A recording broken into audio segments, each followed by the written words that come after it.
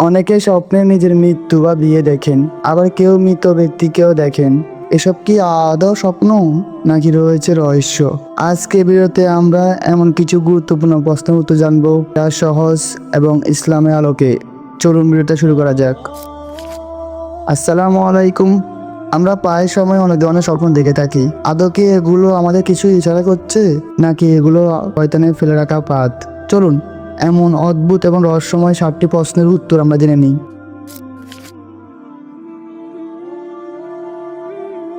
এটা কিসের আলাপ? এটা বিয়ে করার আলাপ। আমি একটা মানুষ বিয়ের স্বপ্ন দেখবে না কি তালাক স্বপ্ন দেখবে? আজব কথা ভাই। আমি একটা মানুষ এই বেচারা বিয়ের স্বপ্ন দেখে একটু স্বাভাবিক। বিয়ে করে না, সে বিয়ে করতেছে, হ্যাঁ উঠে দেখবে, হ্যাঁ সপ্তাহে ঘুরে বেঁচে দেখছে, এইটাই তো স্বাভাবিক, এটা তো অস্বাভাবিক না। এখন আপনি আমি একটা মানুষ, আপনি কি দেখতে চান? স্বপ্নে তালাক দেখতে চান? যাই হোক, স্বপ্ন মানুষ কয়েক কারণে দেখে। 3 কারণে মানুষ স্বপ্ন দেখে সাধারণত। নাম্বার 1, অতিরিক্ত কল্পনার কারণে। বিশেষ করে বিয়ের আলাপ সালাপ যখন হয় তখন যুবকরা ডেইলি বিয়ে স্বপ্ন দেখে,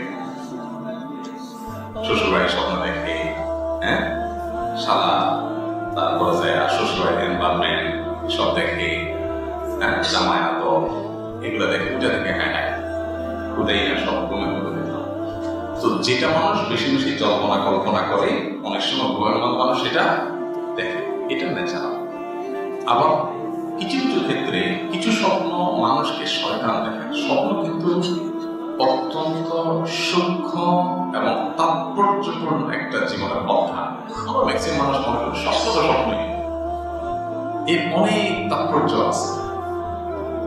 এই জন্য এই স্বপ্ন কখনো কখনো যখন শয়তান থেকে হয় তখন সেটাকে কেয়ার করার কিছু নেই। ওটা বুঝতে হবে শয়তান পেরেশান করার জন্য করছে। অনেক সময় দেখবেন যে সিঁড়ি দিয়ে সাইকেল চালিয়ে উঠতেছে, পেরেশানের পরিস্থিতি, উঠে দেখেন ঘামায় গেছেন, হ্যাঁ মারামারি, উঠে দেখতেছেন যে হাত মারে দিয়েছেন কোথাও। এরকম মোটা মোটা স্বপ্ন মানুষ দেখে, কিন্তু বেশিরভাগ ক্ষেত্রে শয়তান দেখায় মানুষকে পেরেশান করবার জন্য। আবার কোনো কোনো সময় স্বপ্নের মধ্যে সেহের খাওয়ায়।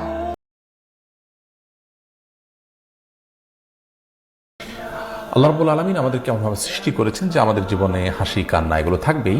বিশেষ করে আমরা যখন কোনো আনন্দের উপলক্ষ পাবো তখন আমরা হাসবো। নবী করিম সাল্লাল্লাহু আলাইহি ওয়াসাল্লাম মুস্কি হেসেছেন, অতএব মুস্কি হাসাটা সুন্নাহ, কিন্তু অতিরিক্ত হাসাহাসি করাটা নিন্দনীয়।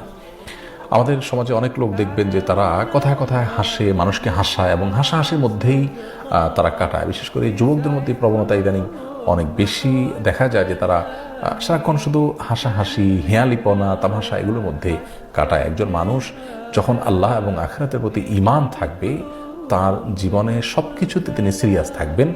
হাসির সময় এবং সুযোগ যখন আসবে, উপলক্ষ তৈরি হবে, তখন তিনি হাসবেন। কিন্তু কথায় কথায় বা যেখানে সেখানে সারাক্ষণ শুধু হাসাহাসি করা, এটি একজন ইমানদার বা আখিরাতে বিশ্বাসী মানুষের জন্য শোভনীয় নয়। যার সামনে জান্নাত বা জাহান্নাম দুটি যে কোনো একটি অপশনে তাকে অবশ্যই যেতে হবে, সেই বিষয়টি রয়েছে। রাসূল আকরাম সাল্লাল্লাহু আলাইহি ওয়াসাল্লাম বলেছেন, তোমরা অতিরিক্ত হাসাহাসি করা থেকে বেঁচে থাকবে, কারণ ফাইন্নাহু ইউমিতুল কলব, কারণ অতিরিক্ত হাসাহাসি করলে মানুষের অন্তরকে এই হাসি, অতিরিক্ত হাসি মেরে ফেলে। এই জন্য অতিরিক্ত হাসাহাসি করা উচিত নয়। অন্তর যখন প্রাণবন্ত থাকে, প্রাণচাঞ্চল্য থাকে, তখন সে অন্তর দ্বারা ভালো মন্দ আমরা নিরূপণ করতে পারি, ভালো কাজের দিকে আমাদের আগ্রহ তৈরি হয়। আর যখন খুব বেশি হাসাহাসি করি তখন আমাদের অন্তর মরে যায় এবং ভালো মন্দের প্রতি হিতাহিত যে জ্ঞান সেটা আমাদের কমে যায় এবং অন্তর অনেকটা নিষ্ক্রিয় হয়ে যায়। এটা খুবই ভয়াবহ একটি সাইন। এজন্য অতিরিক্ত হাসাহাসি করা থেকে আমাদের বেঁচে থাকা উচিত।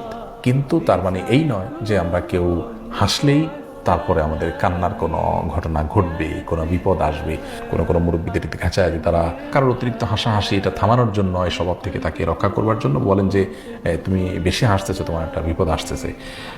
এটি নিছকই আমাদের ধারণা। কোরআন হাদিসে এরকম কোনো কথা বলা হয়নি যে অতিরিক্ত হাসলে বা হাসলেই তারপরে কান্না আসবে, এমন কোনো কথা নেই। তবে অতিরিক্ত এবং অহেতুক হাসাহাসি করা এটি নিন্দনীয়, সেটি সম্পূর্ণ ভিন্ন বিষয়। কি করলে আমাদের ভাগ্যে ভালো কিছু আল্লাহ তাআলা নির্ধারণ করবেন? খুব গুরুত্বপূর্ণ প্রশ্ন না? যে আমাদের জীবনে সৌভাগ্যবান আমরা কিভাবে হব, কিভাবে আমরা সৌভাগ্যের অধিকারী হব, ভাগ্য সুপ্রসন্ন হবে কি করলে? আল্লাহ তাআলা তো আগেই নির্ধারণ করে রেখেছেন, আমার এখন কিছু করার আছে কিনা? এটার জবাব হলো তিনটি আমলের কথা আমরা বলবো, তিনটি কর্মসূচির কথা বলবো, যেগুলোর মাধ্যমে আমরা সৌভাগ্যবান হতে পারি, আমাদের নসিবে ভালো কিছু হতে পারে। আরো অনেক আইটেম আছে, অনেকগুলো পয়েন্ট আছে, আমি শুধুমাত্র মৌলিকভাবে তিনটির কথা বলছি। সর্বপ্রথম কাজ হলো আল্লাহর প্রতি ঈমান আনতে হবে, আল্লাহর আনুগত্য করতে হবে, আল্লাহর দাসত্ব এটা আমাদেরকে করতে হবে, আল্লাহর আদেশ নিষেধগুলোকে মেনে চলতে হবে। আমার রব, আমার সৃষ্টিকর্তা, যার কাছে আমাকে ফিরে যেতে হবে। ইন্না লিল্লাহ, নিশ্চয় আমরা সবাই কার? আল্লাহর। ওয়া ইন্না ইলাইহি, এবং আমাদের সবাইকে যেতে হবে আবার কার কাছে? আল্লাহর কাছে আবার যেতে হবে, তার সামনে দাঁড়াতে হবে। সেজন্য আমার রবের নির্দেশের বাইরে আমি চলবো না, তার নিষেধাজ্ঞাকে আমি লঙ্ঘন করব না। এর মধ্যে আমার এই জীবনের প্রত্যেকটা ক্ষেত্রে আমার কল্যাণ নিহিত, আবার এর মাধ্যমে আমার অনন্ত অসীমকালের যে যাত্রা, তার কল্যাণও পরিপূর্ণভাবে নিহিত। মুহতারাম হাজরিন, সেই রবের আনুগত্য, তার গোলামি, তার দাসত্ব যদি আমরা পরিপূর্ণভাবে করতে পারি, আমার নিজেকে যদি আমি সারেন্ডার করে দিতে পারি, আল্লাহর কাছে সমর্পণ করে দিতে পারি, আমি যদি প্রকৃত মুসলমান হই, নামে মুসলমান না হয়ে আমি যদি পরিপূর্ণভাবে আল্লাহর গোলামি করতে পারি, যে আল্লাহর আদেশ আছে, পৃথিবীতে আর কার আদেশ আছে বা নাই আমার দেখার দরকার নাই, কারণ আমি গোলাম আল্লাহর আর কারণ না। আমি বলেছি আশহাদু আল্লা ইলাহা ইল্লাল্লাহ, আল্লাহ ছাড়া সত্যিকারের মাবুদ আর কেউ নাই, হতে পারে না। অতএব নির্দেশ আমি যদি তার পাই, তাহলে আর কারো নির্দেশ আছে কি নাই সেটা আমার দেখার কোনো প্রয়োজন। এটা হলো ঈমানের দাবি।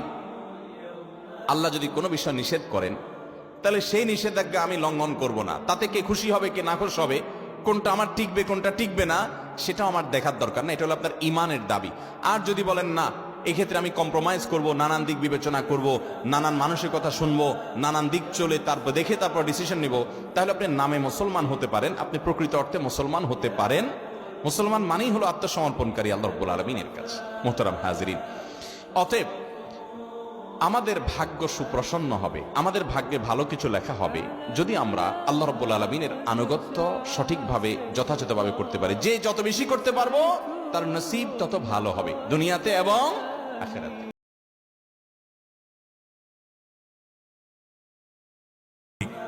লাশের পাশে কিসের কোরআন পড়া ভাই? কোরআন তো জীবিত মানুষকে শোনাবার জন্য, হয় নিজে তেলাওয়াত করবেন, নিজে বুঝবেন, পড়বেন, আমল করবেন, সওয়াব নেবেন, অথবা আপনি যদি শুনাইতে চান কোনো জীবিত মানুষকে শুনাতে পারবেন। একজন মানুষ মারা গেছেন, তাকে আর শোনানোর ক্ষমতা আপনার। অতএব লাশের পাশে চারপাশ ঘিরে ধরে কোরআন তেলাওয়াত করা, মাদ্রাসার ছেলেদেরকে ডেকে এনে ভাড়া করে টাকা পয়সা দিয়ে কোরআন খতম করার যে রেওয়াজ আমাদের সমাজে প্রচলিত আছে, এটা নবী আলাইহিস সালামের আদর্শ না। মানুষ মারা গেছে, যত দ্রুত তার সাথে সম্ভব তার গোসল দিয়ে দাফন কাফন করে তাকে কবরস্থ করতে হবে, এটাই হলো নির্দেশনা। আর তার জন্য দোয়া করবেন, দান সাদেকা করবেন, নেক আমল করবেন, ইসালে সওয়াব করবেন, সেটা ভিন্ন কথা। কিন্তু লাশের পাশে বসে কোরআন পড়ার বিশেষ কোনো বৈশিষ্ট্য নাই। ভাই, নিজের মৃত্যুর স্বপ্ন দেখলেই যে আমি মরে যাব এমনটা সঠিক না। অনেক সময় মৃত্যুর স্বপ্ন দেখলে হায়াত আরো বেশি থাকার ইন্ডিকেট পাওয়া যায়। স্বপ্ন বোঝেন, স্বপ্নের ব্যাখ্যা বোঝেন, এরকম মানুষের পরিমাণ এখন সমাজে অনেক কমে গেছে, খুঁজে পাওয়া যায় না। অথচ স্বপ্নের ব্যাখ্যা একটা গুরুত্বপূর্ণ পাঠ। আমাদের ঢাকায় বা বাংলাদেশে স্বপ্নের ব্যাখ্যা সম্পর্কে ভালো বোঝেন, পাণ্ডিত্য রাখেন, এরকম মানুষ খুঁজলে আমি অন্তত খুঁজে পাই না খুব বেশি। আমি নিজেও জানি না, বুঝি না, এই সম্পর্কে আমার কোনো এক্সপার্টনেস নাই। কিন্তু এটা ইসলামের গুরুত্বপূর্ণ একটা দিক ছিল, কেন যে হারিয়ে গেল বুঝলাম না। স্বপ্ন, সত্য স্বপ্ন ইমানদারের, এটা নবুয়তের গুরুত্বপূর্ণ একটা পার্ট। কিয়ামত পর্যন্ত ইমানদার সত্য স্বপ্ন দেখবে। কিয়ামত যত নিকটবর্তী হবে, ইমানদারদের সত্য স্বপ্নের পরিমাণ আরো বাড়বে। এই স্বপ্নগুলোর ব্যাখ্যা তো জানতে হবে, এটার চর্চাটাই নেই। ইমাম ইবনে সিরিন রাহমাতুল্লাহ আলাইহি স্বপ্নের ব্যাখ্যার জন্য প্রসিদ্ধ ছিলেন, অনেক বড় মুহাদ্দিস ছিলেন তিনি। এই স্বপ্নের ব্যাখ্যা যারা পণ্ডিত ওলামারা আছেন তাদের কাছ থেকে জানার চেষ্টা করবেন। বাকি আমি শুধু মনে এতটুকু বললাম, নিজের মৃত্যুর স্বপ্ন দেখলেই যে আমি মরে যাব ব্যাপারটা সেরকম না। এমন হতে পারে স্বপ্নে দেখলাম আমার মৃত্যুর, অথচ আমার হায়াত বাড়বে। এই জন্য স্বপ্নের ব্যাখ্যা যারা বলছেন তারা ভালো করে পড়তে পারবেন। আর স্বপ্ন দেখলে মৌলিক একটা নীতিমালা আমরা এর আগে বলছিলাম, যে স্বপ্ন দেখার পর আপনার মধ্যে অস্থিরতা কাজ করবে, পেরেশানি কাজ করবে, মনে হচ্ছে যে আপনি খারাপ কিছুর ইন্ডিকেট পেয়েছেন, সেই স্বপ্ন দেখার পর মানুষ তো বলে বেড়াবেন না, ইস্তেগফার করবেন, আল্লাহর কাছে দোয়া করবেন, আল্লাহ এই স্বপ্নের ক্ষতি থেকে আমি পানা চাই। এবং তৎক্ষণাৎ যদি ঘুম ভেঙে যায়, উঠে 2 রাকাত সালাত আদায় করবেন, বাম পাশে 3 বার থুতু ফেলবেন, আউযুবিল্লাহ পড়বেন, ইনশাআল্লাহ আল্লাহ আপনাকে হেফাজতে করবেন, আপনি আল্লাহর আশ্রয় প্রার্থনা করবেন। আর যদি স্বপ্নে দেখার পর আপনার কাছে ভালো লাগা কাজ করে, খুশি কাজ করে, তাহলে সেখান থেকে ভালো কোনো ইন্ডিকেট আপনি পেতে পারেন। এটা নীতিমালা শুধুমাত্র আম, এর বাইরে আপনার পার্টিকুলার কোনো ঘটনার আলাদা করে ব্যাখ্যা বিশ্লেষণ করার মতো ইলম আমার নাই। এ বিষয়ে আমার ধারণা খুব বেশি জ্ঞান নাই।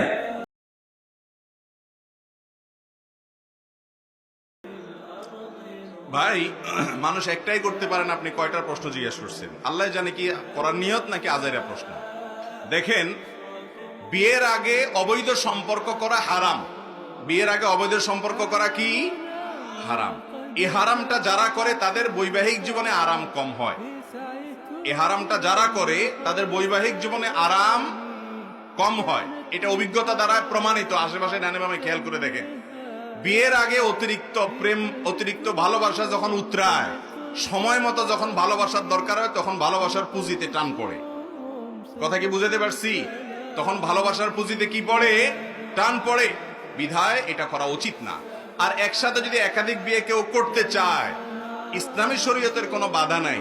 সে যদি তার পিঠ বাঁচাইতে পারে, শ্বশুরবাড়ির মাইদ্যর, নতুন বউর মাইদ্যর, বউদের ঝগড়াঝাটি, এগুলো সব সামলাইতে পারে।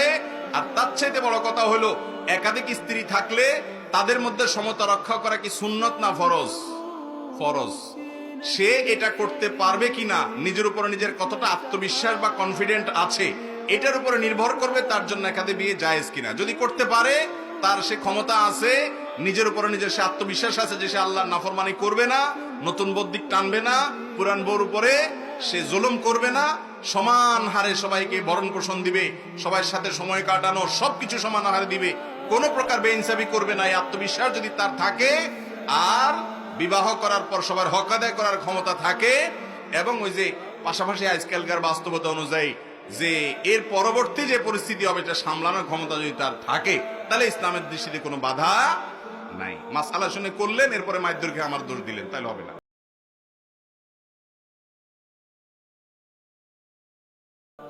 মৃত ব্যক্তিকে আপনি যদি স্বপ্নে দেখেন, তাহলে সেক্ষেত্রে দুইটা অবস্থার কোনো একটা হবে। আপনি হয়তো আপনার মৃত ব্যক্তি, নিকটাত্মীয়, বাবা মা বা কাছের কেউকে দেখেছেন, দেখার পর আপনার মধ্যে অস্থিরতা কাজ করছে, তিনি কষ্টে আছেন এমনটি বোঝা যাচ্ছে। ধরুন তিনি খুব ক্ষীণকায়, খুব চিকনা, ক্ষুধার্ত, কষ্ট পাচ্ছেন, আপনার কাছে কিছু চাচ্ছেন, বা এমন কিছু যেটা দেখে আপনার মানসিক অস্থিরতা বেড়ে গেছে, আপনি মনে করছেন তিনি বোধহয় কষ্টে আছেন। তাহলে আপনি তার পক্ষ থেকে প্রথমত আল্লাহর কাছে মাফ চাইবেন, ইস্তেগফার করবেন, চোখের পানি ফেলে আল্লাহর কাছে দোয়া করবেন, আল্লাহ আপনি ওনাকে মাফ করেন। দ্বিতীয়ত, আল্লাহ যতটুকু তৌফিক দিয়েছেন দান সাদাকা করবেন তার তরফ থেকে। মৃত ব্যক্তির জন্য আরো যা যা করা যায়, উমরা করা, হজ করা, দান দক্ষিণা করা, যতটুকু তৌফিকে আছে ততটুকু তার পক্ষ থেকে করবেন। সবচেয়ে বেশি করবেন দোয়া। আর যদি তাকে স্বপ্নে দেখার পর আপনার মধ্যে এরকম কোনো ফিলিংস না হয়, বরং মনে হচ্ছে না তিনি ভালো আছেন, হাসি খুশি, এরকম কিছু, তাহলে আল্লাহর কাছে শুকর আদায় করবেন, সুধারণা করবেন হয়তো তিনি ভালো আছেন। কিন্তু খবরদার, আপনার স্বপ্ন কখনো ইসলামের দলিল না। আপনি স্বপ্নে কাউকে দেখলেন যে হ্যাঁ সে এরকম কোন পরিস্থিতি আছে, বোধহয় সে আযাবের মধ্যে আছে, এটা দিয়ে আপনি ফতোয়া দিয়ে দিলেন যে লোকটা জাহান্নামে আছে, এরকম করার কোনো সুযোগ। কারণ আলামুল গায়বের বিষয় একমাত্র আল্লাহ ভালো জানেন, আমরা ধারণা করতে পারি মাত্র। আপনার ধারণা কোনো কিছুকে প্রমাণ করবে না, বিধায় এ বিষয়ে সাবধান থাকতে হবে। তবে হ্যাঁ, মুর্দার জন্য আপনাদের সবসময় দোয়া করা উচিত। এ ধরনের পরিস্থিতি হলে তাদেরকে বেশি দেখলে আরো বেশি দোয়া বাড়াবো, এবং তাদের জন্য আমরা আল্লাহর কাছে মাগফিরাত চাইবো, দান সাদাকা করব।